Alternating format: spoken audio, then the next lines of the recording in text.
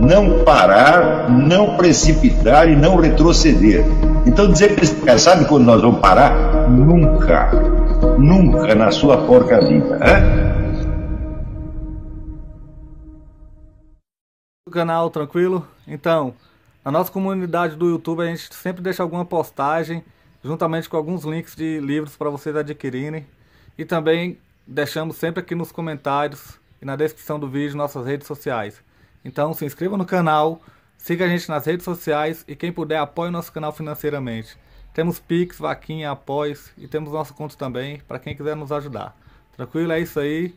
Sempre com Deus, pátria, família e liberdade por um Brasil melhor. Valeu!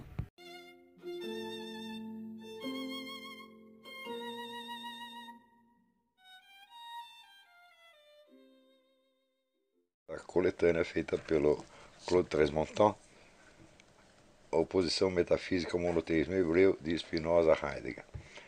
O Claude Tresmontant dedicou muitos trabalhos a esse tema, em particular este aqui, que chama As Metafísicas Principais, Ensaio de Tipologia. E nesses vários livros ele foi trabalhando o seguinte tema, de que existe um número limitado de teorias metafísicas e que a maior parte delas já foi enunciada muitos séculos ou milênios atrás e que novas filosofias que aparecem não fazem senão repeti-las com uma nova embalagem ou novos argumentos extraídos do estado presente da cultura, mas sem modificá-los substancialmente.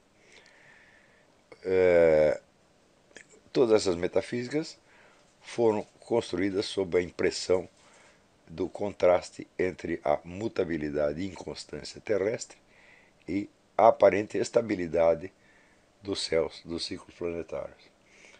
Então, esta imagem ela é recorrente ao longo dos tempos. E sugere, portanto, que por baixo das mudanças que nós percebemos com os sentidos, existe um outro mundo, tá certo? Que se torna mais particularmente visível nos céus, embora não se constitua dos céus propriamente dito, mas se expressa mais claramente nos céus do que na Terra, que é então o mundo das leis eternas, né? Este mundo pode ser concebido de várias maneiras. Existe, pela própria versão platônica, onde nós passamos, o trajeto humano consiste em passar do mundo de aparências, portanto de mutabilidade, de impermanência, para um mundo das realidades eternas. Isso ecoa evidentemente a ideia do Parmênides, o ser é e o não ser não é. Quer dizer, o ser é eterno, e imutável, e ao passo que tudo que nós percebemos aqui é um véu de ilusões. Esse tema reaparece em Platão, ele aparece quase igual na metafísica hindu e mais tarde reaparecerá claramente no Spinoza. Nós vimos aqui com a teoria da substância, de que substância é aquilo que é por si e é concebido por si, sem precisar de mais nada, e onde Spinoza conclui que a substância é eterna, imutável, e, portanto, todo o mundo dos fenômenos é mais ou menos ilusório, de onde Spinoza concluía que o conhecimento por experiência adquirido pelos sentidos e formalizado por meio de indução não nos leva a conhecimento algum, porque são tudo apenas possibilidades, mas que o conhecimento verdadeiro só pode ser obtido a partir da noção da substância e por pura dedução lógica.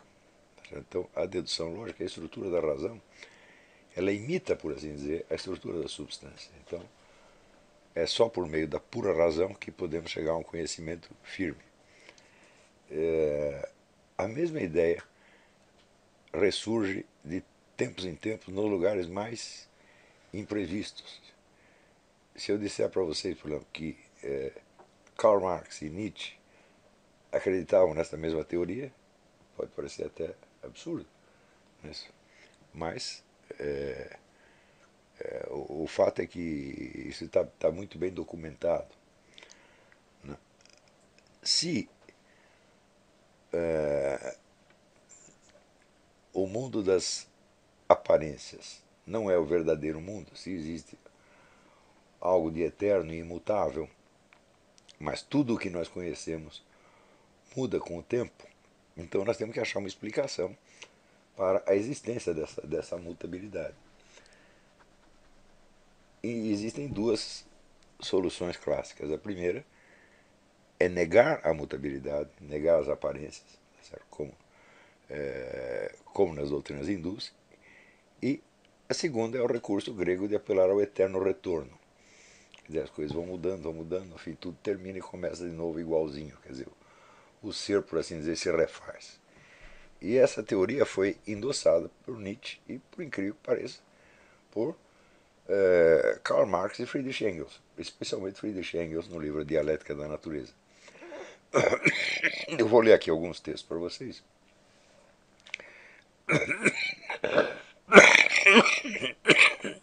E nós vamos notar uma coisa muito interessante. Essas filosofias de Marx e Nietzsche se desenvolvem na segunda metade do século XIX, logo depois que o físico alemão Rudolf Clausius descobriu o segundo princípio da termodinâmica, que diz que em todo e qualquer sistema materialmente existente existe um desgaste e uma passagem de uma ordem inicial a uma desordem progressiva, ou seja, um nivelamento das diferenças e a produção de uma espécie de caos. Dito de outro modo, a maneira mais simples de expressar isso é dizer que nenhum sistema rende mais do que 33% da energia que foi investida nele. Portanto, existe uma perda progressiva que é justamente o que se chama entropia.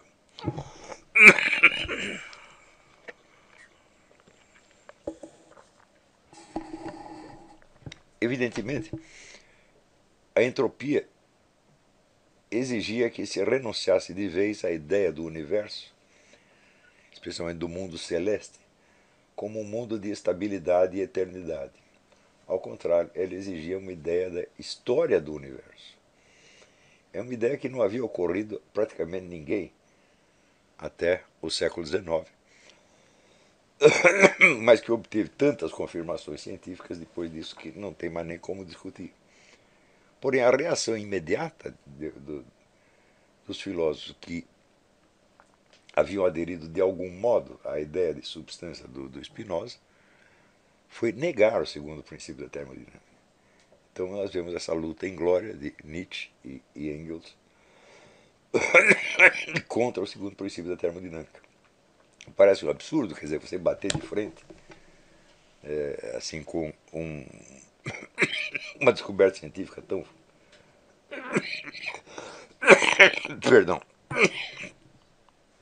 tão sólida e irrefutável como essa. Seria como hoje nós tentarmos refutar a física quântica. Já dizia Aristóteles que esse negócio de especulação é tudo uma coisa muito bonita, mas que você bater de frente com a experiência é coisa de maluco. E, no entanto, nós vemos um filósofo tido como materialista, que é o Engels,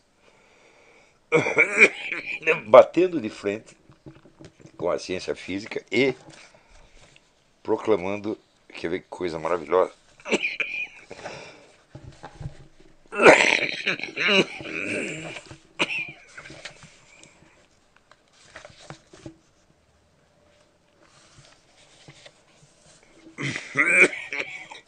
na ciência teórica da natureza, diz ele na dialética da natureza, devemos contar frequentemente com grandezas que são incompletamente conhecidas.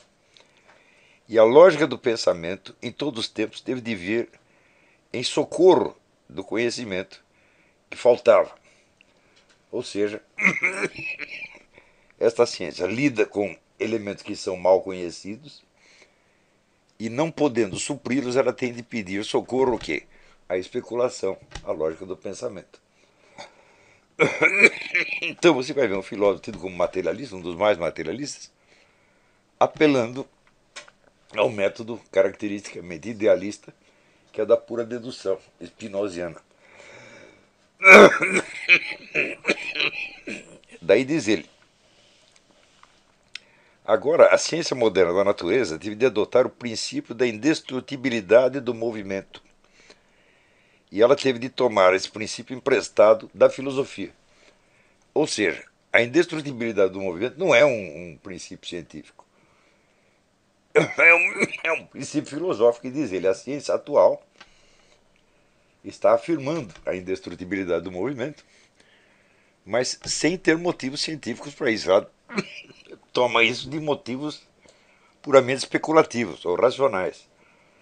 Mas isso era exatamente o contrário do que estava acontecendo na ciência na época, porque esse livro foi publicado em 1875, 25 anos depois da descoberta do segundo princípio da termodinâmica, que dizia exatamente o contrário. O princípio o segundo princípio da termodinâmica afirma claramente a destrutibilidade do movimento. Todo movimento termina em entropia. E, portanto, o segundo princípio da termodinâmica ele implica que o universo teve um começo, que ele tem uma história e que ele está indo em direção a um fim. Ou seja,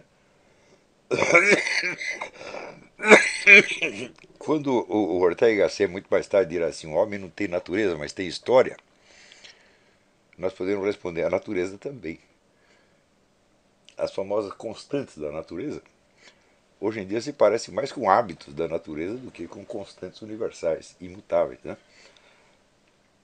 Isso quer dizer que tudo no universo está se transformando e está indo em direção a um fim, justamente por causa do fator da entropia.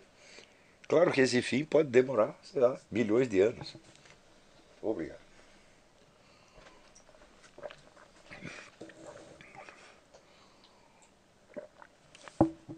A água não adianta muito não, quando você está com infecção, ninguém segura. Hã? Já tomei.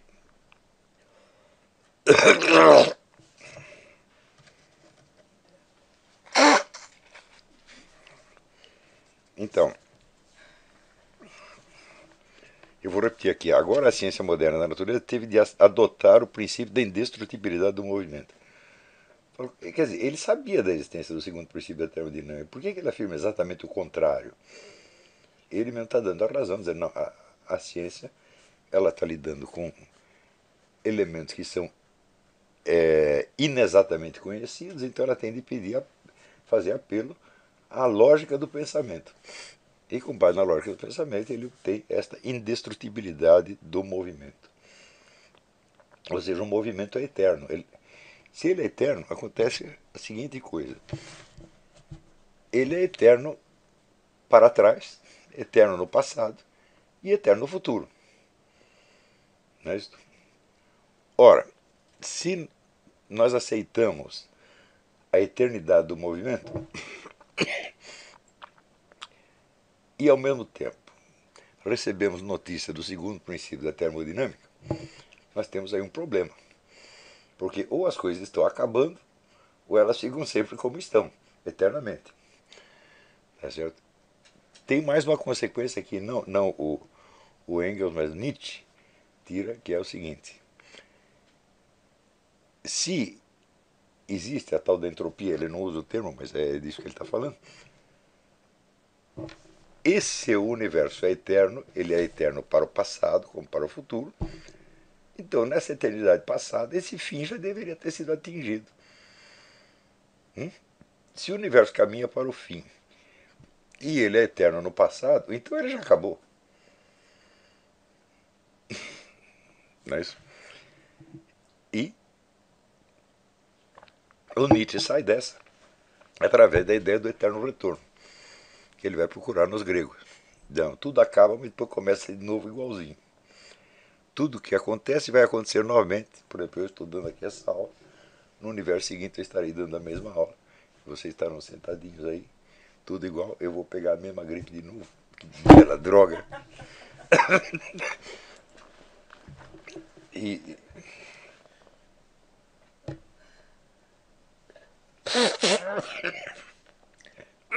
só que tem o seguinte, no intervalo entre os mundos, o que acontece?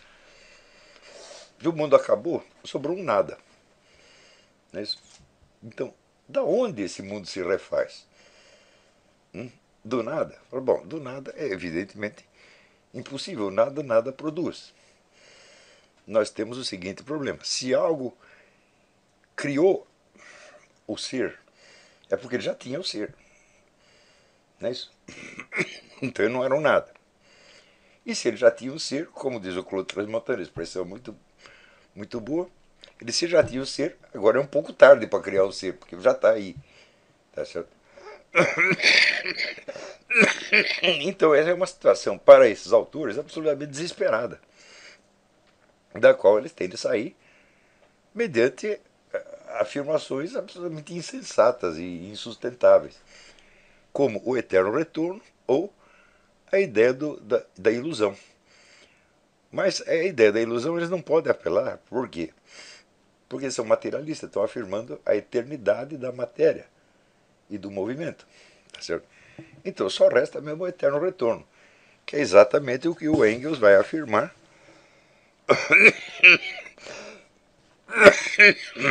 Quer ver?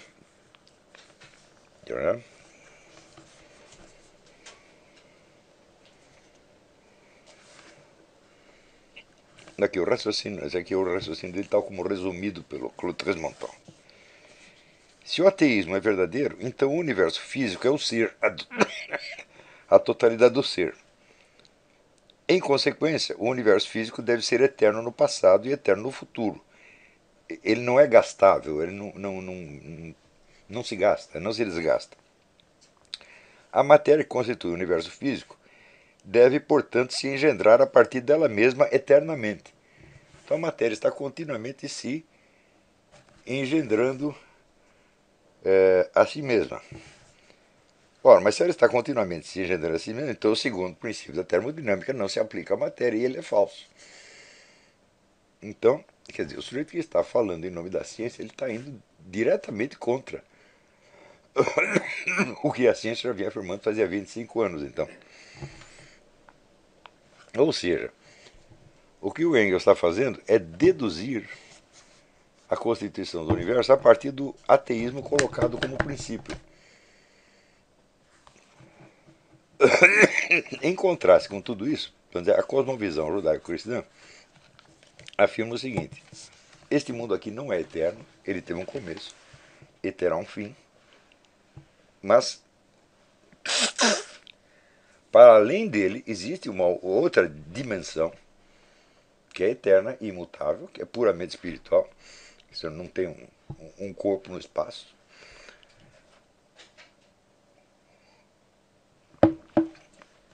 E que é, portanto, vamos dizer, o criador deste mundo. Então, este mundo não sai do nada. Quando se diz Deus criou o universo do nada, falo, bom, não é do nada porque Deus estava lá. Deus não é um nada, tá certo? Então, é o próprio poder divino que cria, né, a matéria, o espaço, etc. E a expressão do nada quer dizer que ele não usou uma matéria pré-existente, mas ele instaurou essa matéria, né? Então, até hoje, essa é a única cosmovisão que se sustenta de alguma maneira. As outras todas terminam em contradições absurdas. E o fato de que elas reapareçam na filosofia moderna, mas reapareçam disfarçadamente, né? Se você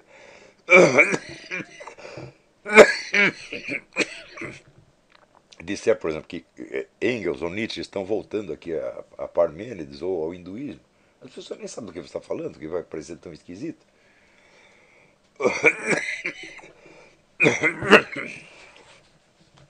Você me desculpa, mas tem uma médica aqui que durante 10 dias me deu um remédio absolutamente inócuo.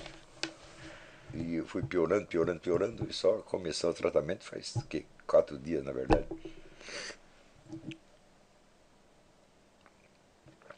E é uma mulherzinha que eu não sei porque ela não gosta de mim.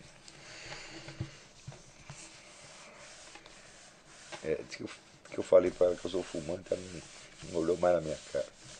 Receita o remédio errado só para sacanear.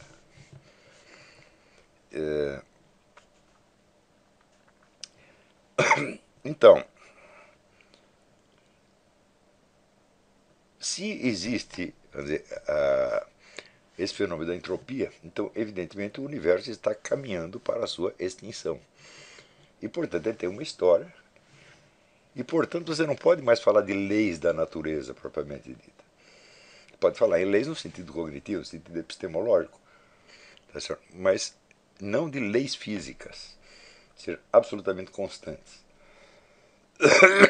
Hoje você vê isso na física quântica de uma maneira ostensiva. Acho que não tem teoria física mais amplamente comprovada pela experiência do que a física quântica. E, no entanto, tudo isso no século XIX apareceu como uma espécie de escândalo. Porque se, vamos dizer, o universo material tem uma história, então preste bem atenção, a eternidade dele não pode ser concebida no sentido em que usamos a palavra eternidade quando nos referimos a Deus. Eternidade, quando falamos que Deus é eterno, nós não queremos dizer que ele dura para sempre. Eternidade foi definida por Boécio como a posse plena e simultânea de todos os seus momentos. Ou seja, é uma espécie de supratempo, onde todos os tempos possíveis estão incluídos, simultaneamente. Quando esse pessoal aqui fala em eternidade, eles estão querendo falar de duração infinita. Por isso que usam essa expressão, eterno para o passado e eterno para o futuro. Se você pensar bem, são expressões que não fazem o menor sentido. Se existe uma eternidade, qual é o sentido de você falar de passado e futuro? Passado e futuro só existe quando a eternidade se projetou na dimensão temporal e, portanto, ela se desdobra em momentos separados. A característica fundamental do tempo é que os seus momentos não podem ser simultâneos. Né? Então, o transcorrer de um desses momentos é absolutamente incompatível com a presença de outro momento. Por exemplo, você não pode ter 2 anos de 17 ao mesmo tempo. Né? Então, você não pode estar aqui hoje, sendo que hoje já será amanhã. Tá certo? Então, assim como no espaço você tem uma separação entre os corpos, no tempo você tem uma separação entre os momentos.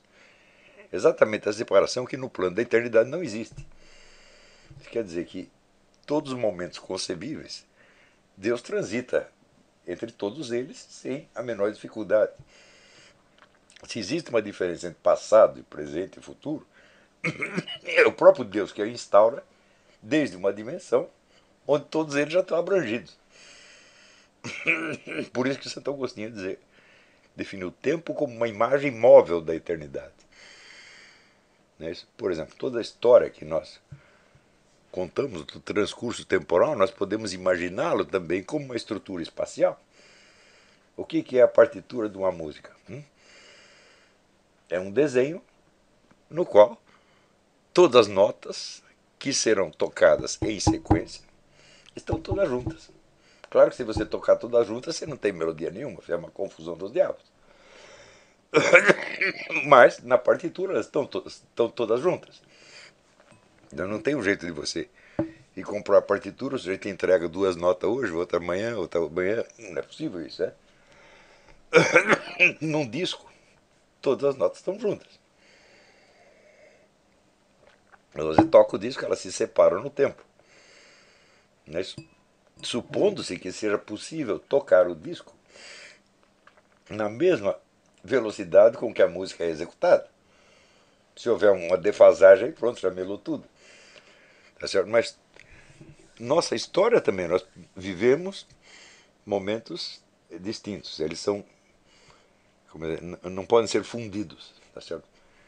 Mas nós podemos conceber a nossa vida como uma ordem, uma estrutura. Quando eu falo, por exemplo, sei lá, das 12 camadas da personalidade, eu estou falando delas todas ao mesmo tempo. E elas são concebidas ao mesmo tempo. Tá certo? Quer dizer, a ordem temporal se torna uma estrutura lógica, ou que pode ser representada por uma estrutura espacial. Não é isso? Quando você, às vezes em arquitetura se fala do ritmo de um edifício, ou do ritmo de uma pintura. Ou seja, você pega a imagem estática, você está vendo no quadro, e converte numa narrativa. Aquela imagem, você olha e diz, o que está acontecendo aqui?